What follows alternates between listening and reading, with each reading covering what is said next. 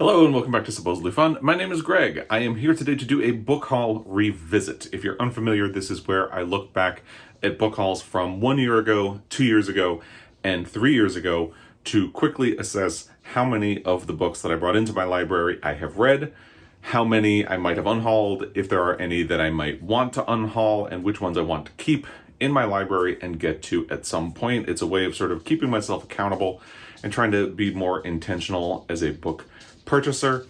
July has traditionally been a pretty good month in terms of self-control because the book hauls from 2020 and 2019 are on the small side. My book haul from last year, July of 2021, is a little outrageous. And there's actually a good reason for this though, because in Montana, Pride fell in July last year. So it was held in Helena, which is where the Montana Book Company is, and that's my favorite bookstore. So, of course, we went, and I ended up buying a lot of stuff while we were there. So it makes sense, but it is significantly larger than the other book hauls that we are going to be talking about. And I should note before we get started that I'm not going to spend a lot of time talking about the plots of these books.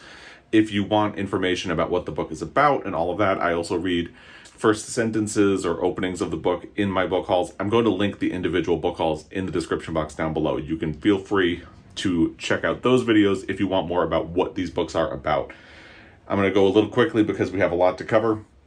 Again, we're starting with July of 2021. This is the big one. So the first book that I hauled was After Francesco by Brian Malloy. This is absolutely something I picked up during Pride because Chelsea, one of the co-owners of Montana Book Company, had raved about it, and I knew I had to get a copy. So when we walked into the store, this was the first thing that I grabbed. I have not gotten around to it. I didn't manage to fit it in last year, and I have been a little slow to get to it this year because it does deal with grief after a man loses his partner to AIDS. And that has made me a little slow to get to it. I still really want to read it, and I'm still really looking forward to it. I just need to get over some of my own grief right now, I think, before. Maybe it would be cathartic, but I am holding. I still want to get to it. It's not going anywhere. But yeah, I definitely still do want to read it. The next one was a recommendation from Chelsea while we were in Montana Bookstore. It's Like a Love Story by Abdi Nazemian. And this was fantastic. I did read this book last year and I loved it. It was one of my favorite books of 2021. I will put a link to the video where I talk about those books in the description box down below. Joel, my husband, also read it and loved it. It was one of his favorite books from last year as well. So this was a big win for both of us, and I would definitely recommend it. I am hoping to read another book by Abdi Nazemian at some point soon. It was that much of a success. So well done, Chelsea. Can't wait to get to your other recommendation from that time. Another book I got in July of 2021 was Razorblade Tears by S.A. Crosby. I have not gotten around to reading this. I really want to, but with everything going on, I've been advised to hold a little bit until I'm in a bit of a more joyful headspace or ready for something a little bit dark. I've heard really great things about this book. Joel read it and loved it. Abby from Montana Book Company read it and loved it. Charlie from Montana Book Company read it and loved it. I've seen a lot of people online who have read it and loved it. I definitely do still want to get to it. I've just been advised that maybe I shouldn't do it right now. I do want to try to get to it before the end of the year. So I'm going to definitely hold on to it and try to make that happen. The next one, well, the next two are actually part of my Pulitzer Prize project. So periodically, I look online for used copies of some of the Pulitzer Prize books that I don't already have in my library and that my local public library does not have in stock. And I sort of watch and wait to see when there are affordable versions of them. So I got two in July of last year, and the first one was sort of a game changer. It's Scarlet Sister Mary by Julia Peterkin. The reason it's a game changer is this was the very first of the Franklin Library Pulitzer editions that I got, and this is now my preferred format for Pulitzer editions that I need to get, as long as they were published before 1980, because the Franklin Library stopped doing Pulitzer editions somewhere around 1980. So any book that won the Pulitzer after probably does not have a Franklin Library edition. But they're just really beautiful. And basically, if you keep your eye out, eventually you can find affordable versions of it, is what I learned. And I just really think this is a stunningly beautiful format for the books. So it is now my preferred method. I have not gotten around to reading this one yet, but it's part of my Pulitzer Prize project. So it's a bit of a library builder, something that I will have and I will get to at some point. And I am actually very interested in getting to Scarlet Sister Mary probably soon, because I think it would be interesting. It was one of the early winners of the Pulitzer Prize, and it is supposed to be a little more sympathetic in its portrayal of African Americans than say Gone with the Wind, which really, I mean, the bar is low. But this was the winner from, let's see, 1929. So I will be getting to it at some point. The other Pulitzer Prize book that I got was The Late George Apley by John P. Marquand. And you can tell that I hadn't settled into the Franklin Library as my preferred editions yet, because I grabbed just a regular used edition of this book. And, you know, it's fine. It's a pretty edition, but it doesn't really compare to the Franklin Library editions, at least not in my opinion. No shade, but it definitely is not the same. So this is another one that I will be getting to as part of my Pulitzer Prize project. I have not done it yet, and it will be here when I'm ready to get to it. I'm more likely to get to Scarlet Sister Mary first, but I am very interested in The Late George Apley. Both of them are intriguing to me, in particular because they are sort of forgotten books that are only really remembered because they won a Pulitzer Prize. So if people do seek them out, it's likely because they're doing something like my Pulitzer Prize project, where you try to read all of the books that won. Now, while we were in Helena for Pride, we walked past a used bookstore called Aunt Bonnie's, and they were having a sale. You could get 3 used hardcover books for $1. I wasn't going to pass that up, especially since one of the most prominent books they had on display was Angle of Repose by Wallace Stegner. I read this book a couple of years ago, and I really liked it. I did have a little bit of quibbles with it, but it's going to be interesting to get to this and do a reread as part of my Pulitzer Prize project, because there have been some critiques of Wallace Stegner and what he did, and it would be interesting to go back with fresh eyes.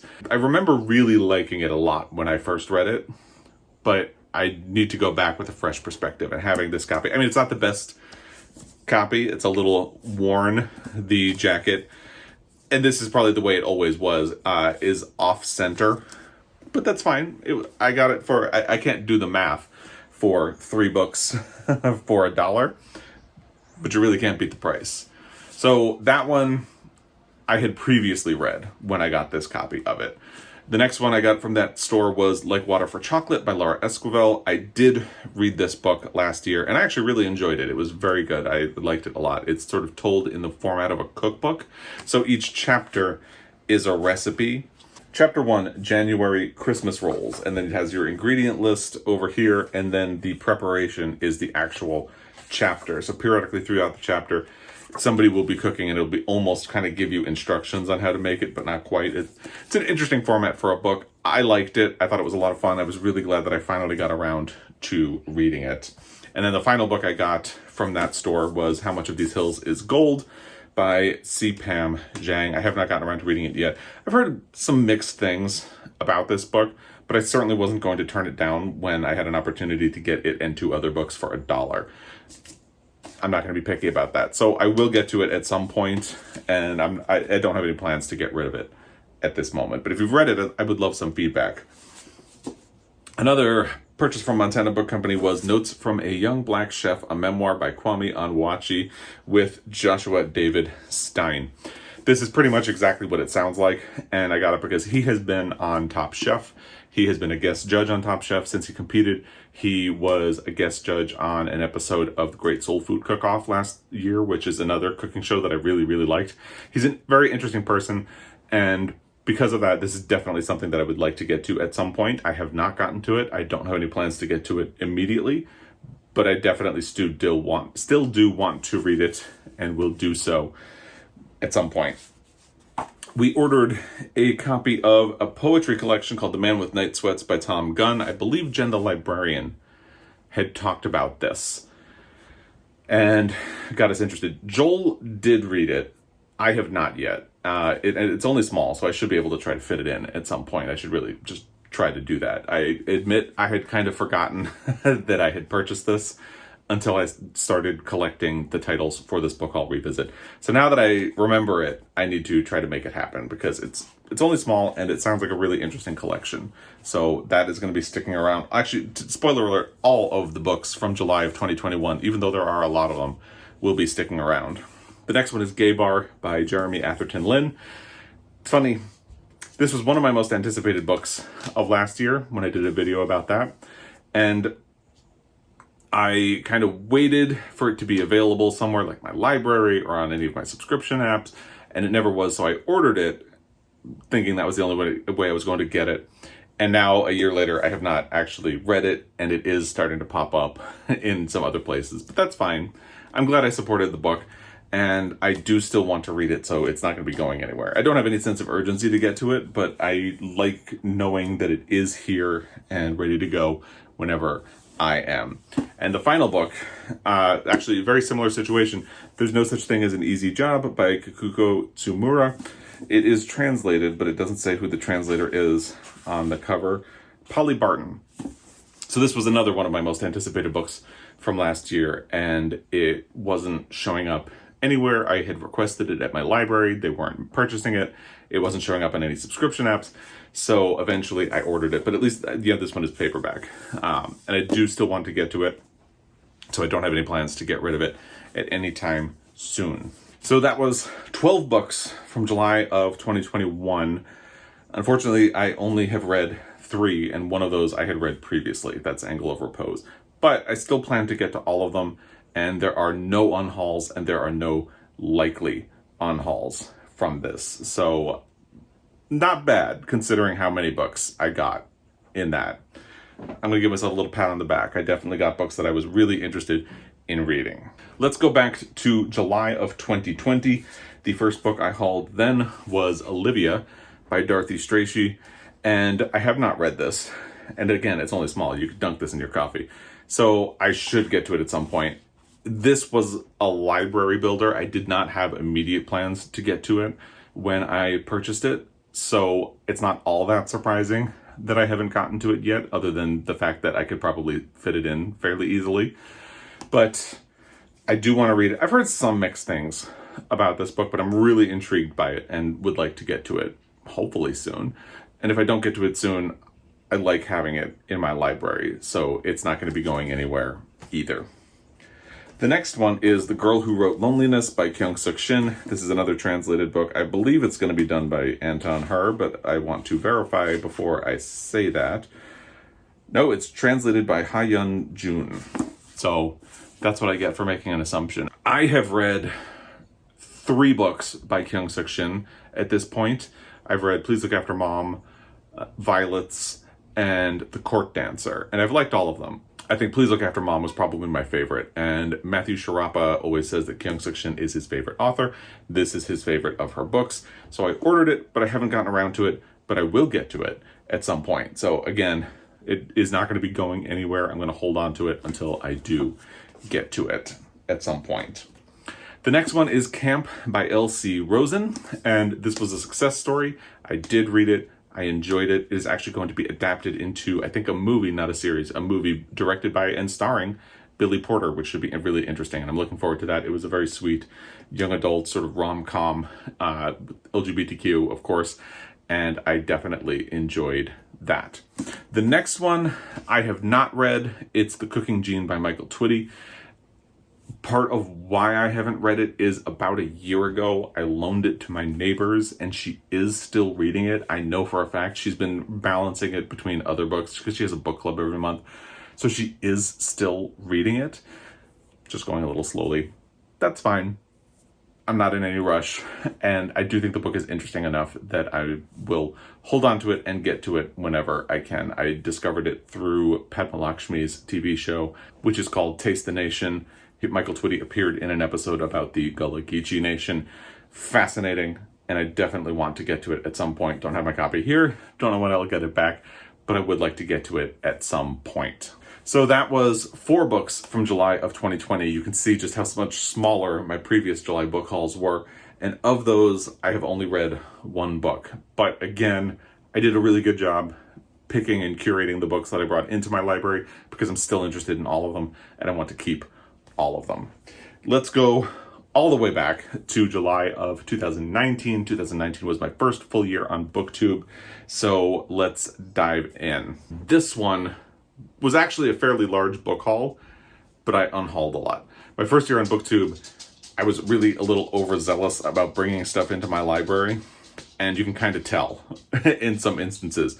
So let's just get started. The first one is actually a wild success story. It's Ruby Fruit Jungle by Rita Mae Brown. I've been talking about this book a fair amount recently because I actually read this for the first time in June of this year, and I loved it. So not only did I read it in June, it showed up in my June reading wrap-up and my best books of 2022 so far video, which I'll also link down below. So yeah, I finally got around to reading this since July 2019 and earlier actually, because I had been wanting to read it for a very long time, and I'm glad I finally did because I loved it.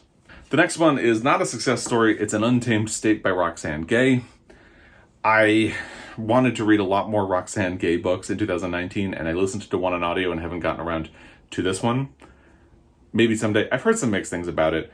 It's also supposed to be a very difficult subject. Basically about a woman who gets kidnapped and is abused and assaulted and all that stuff. So I think that's why I've held off a little bit. And I am starting to wonder if I'm ever going to get to this book, but I don't have any plans to get rid of it anytime soon. And I'm interested enough that I'm going to hold on to it for now and see when I get to it. The next one is the first unhaul. I had gotten Bastard Out of Carolina by Dorothy Allison from my library. It was on sale, used for like $1. And I really just needed space on my bookshelf.